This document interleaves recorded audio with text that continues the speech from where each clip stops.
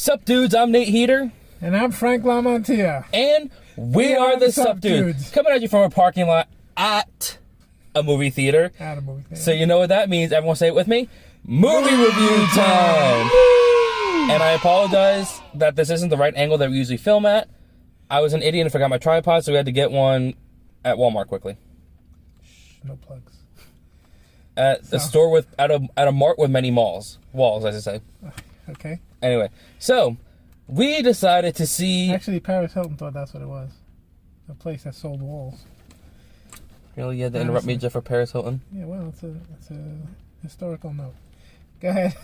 And we just saw a movie called A Quiet Place Part 2. Now, that stars, of course, John Krasinski and Emily Blunt as the parents, of course. Right. Then it also stars the two children played by Millicent Simmons and Noah Jupe. And this one is the uncle. Was he in the first one? No. The uncle, played by Cillian Murphy. And you know we're off the cuff. Get that right. You know we're off the cuff here because he's looking at it on his phone. Yes. And Cillian Murphy, some of you may know from The Peaky Blinders. He plays Thomas Shelby. And some of you know Emily Blunt from Mary Poppins Comes Home. A lot of things. And you may know John Krasinski for you Office fans. He was in that. Now, he also wrote A Quiet Place 1. Starred in both. Yeah, both Quiet Places. I don't want to say he starred in this one, but whatever. He's in. Technically, he did. Yeah. Anyway, so. Sheesh. Go ahead. If they saw the first one, they know what happened. Yeah, I don't know what happened. You're ruining too much. Go ahead. I'm only playing one. Now, here's the funny part about today. I didn't know what movie we were watching, and Frank wouldn't tell me what movie we were watching until something happened. Yeah, you want to tell me? It was. I didn't mean it to be a surprise. It's just that we were discussing by text message because I was at work what we're gonna see, and I said, all right, I'll pick up the tickets, and I did a screenshot of the seating chart. The seating chart to see which seats we were gonna get, and the name of the movie was in the screenshot, or I thought it was, and when I sent it to him, it wasn't.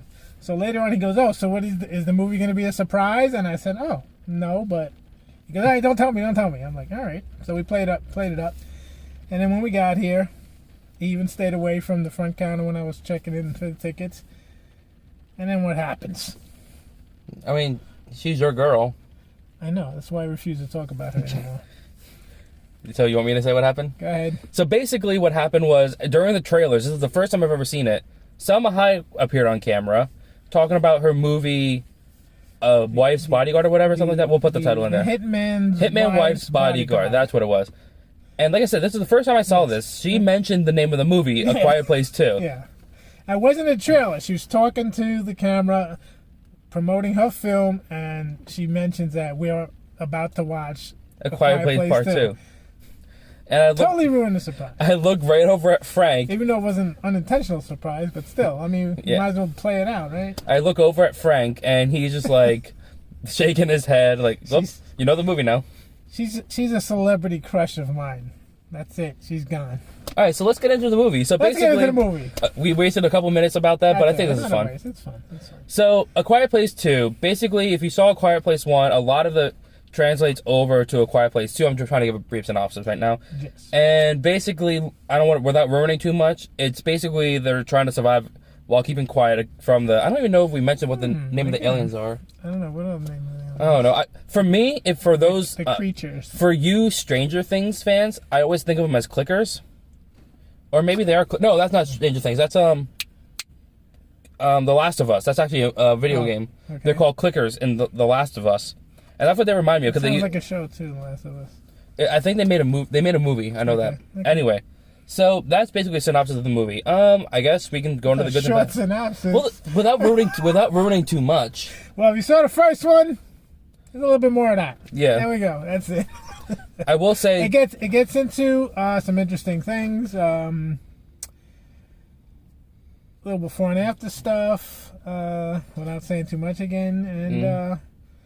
It's hard to describe this without really giving too much away. Describe. I mean, like I said, if you saw the first one, like we said, if you saw the first one, this is more of the same, just a couple different storylines. Yeah. So, I'm gonna start this off. Go ahead. Because with the goods and bads. Okay. So, goods, I want to just say I like the movie, period. I'm just going to say that right off the bat. I really like this movie. Emily Blunt, phenomenal actress. I forget the kids' names already. Phenomenal actor and actress. The uncle's name, phenomenal actor. So, Cillian? Cillian Murphy. Cillian, not Sicilian. I'm the Sicilian. Cillian Murphy. So, they were all great. I think they all had a lot of great chemistry together throughout the whole entire movie. The funny thing is, if you watch a lot of our other reviews, you know I'm a big stickler for fight scenes. There wasn't many of that, so my expertise is thrown out the window right now. Well, there's no real fighting with these things. That's what I'm saying. Basically, if you try to fight these things, you die. Yes. So, camera work. Cameras, I love the scenery, and a lot of the camera shots they had were really nice. Like I said, Emily Blunt, they were all great. And I'm trying to think of what else I want to say that was good. There's just so much to really say without giving too much away. Right. By the way, fun fact, for those of you that didn't know, what was her name again? Simmons? Yes, Millicent Simmons. Millicent Simmons is an actual deaf actress. In the very first A Quiet Place... I did not know that. You didn't? No, I did not. In the very first Quiet Place, she actually went through an intensive training to teach all the other actors how to use sign language. And it carried over to this one. She's an actual deaf actress, and she added that touch to it. And which is why I also love, I want to say this, when you get her perspective on a lot of things, you don't hear anything. Right. Because her character is also deaf in the movie. They kill the sound. Exactly. You get in the, the mind of... Basically the mind of her. Or in the ears of the actress, character. So that's basically all I have to say about the goods. I mean, like I said, there's too much I want to say, but I don't want to because it gives a lot away. And I don't want to ruin this movie for you guys because I really liked it. Your goods? Okay, my goods. I liked it. I did like it. Very good. Again, as with horror, which this pretty much is horror sci-fi. Thriller. Could always be very disappointing. The problem with sci-fi with me, yes, I know it's all fake and stuff, but there is science that exists, and also there is logic. I know I'm a big stickler for that, and you can suspend your disbelief to a point, but when it's stretched to the point where it's going to break, it ruins the movie. In this case, there was not much of that to worry about. They had jump scares, actually. They had some jump scares in different ways, and they were not overplayed. They were very well placed. It got us a few times. Oh my God, yeah. And not even afraid to admit it. No, it's effective. It's really good, and storyline is strong. There are some points where the movie drags a little, but it's by the nature of the movie where they can't make a lot of noise, they can't speak a lot, so it's a little literally dead in certain areas as far as sound and movement and stuff. But it's part of the storyline, so it has to happen. So you may find yourself kind of pulling away a little bit, but it's only a small part from the beginning to the middle where it's kind of like that.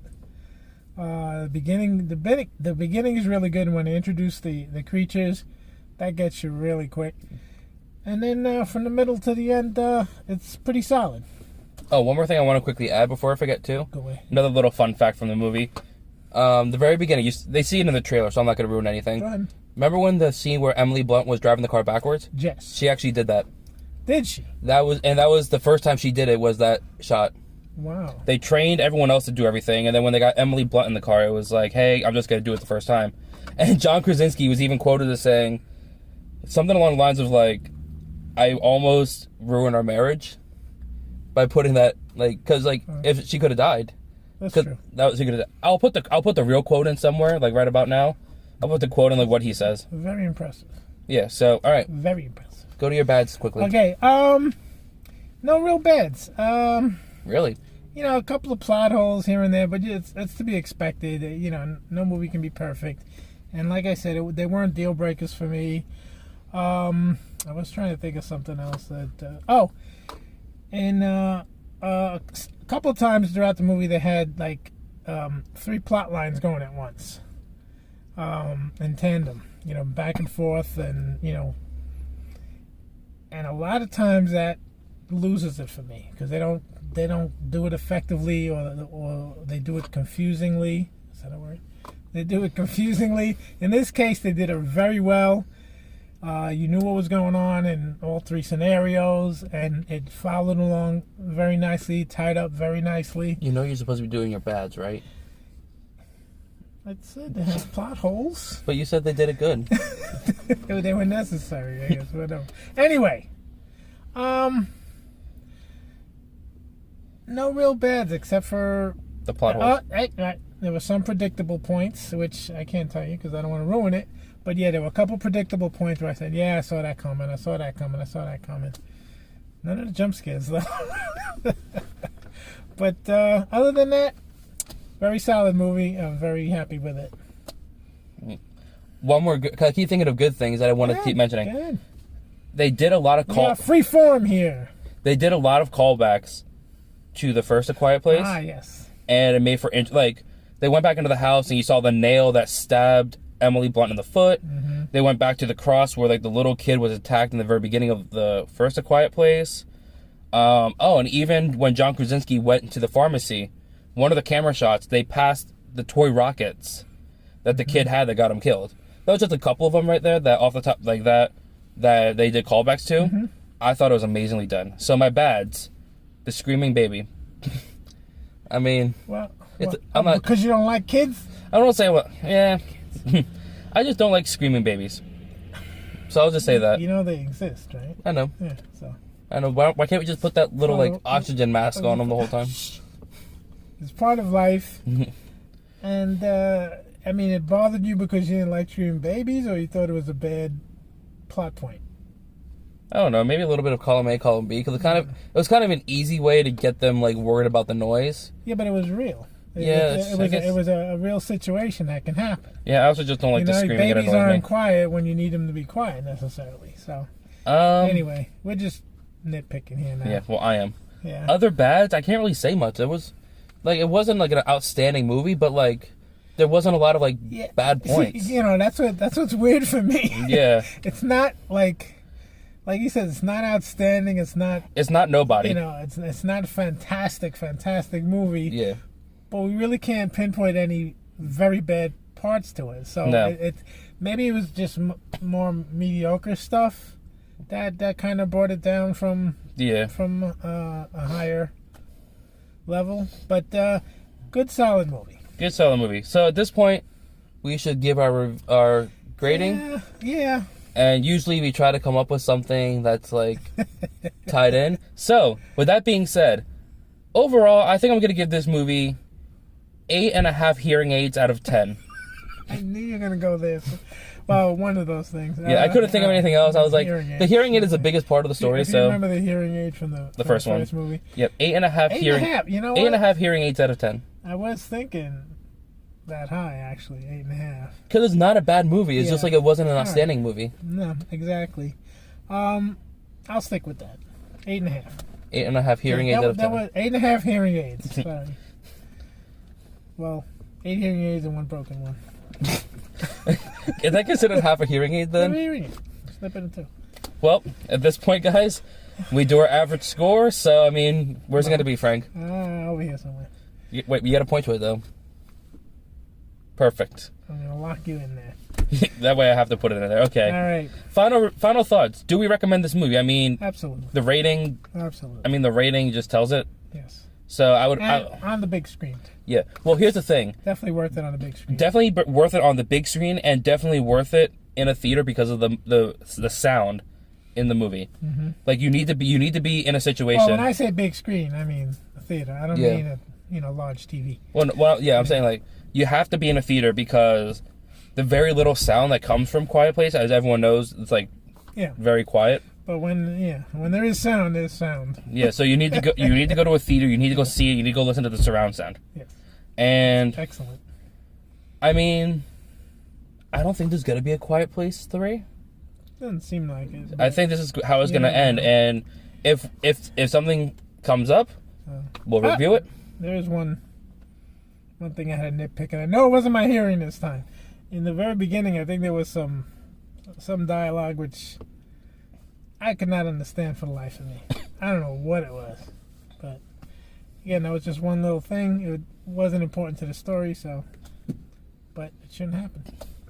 All right. Well, with that being said, I'm Nate Heater. And I'm Frank LaMantia. And we are the Sup Dudes. So long.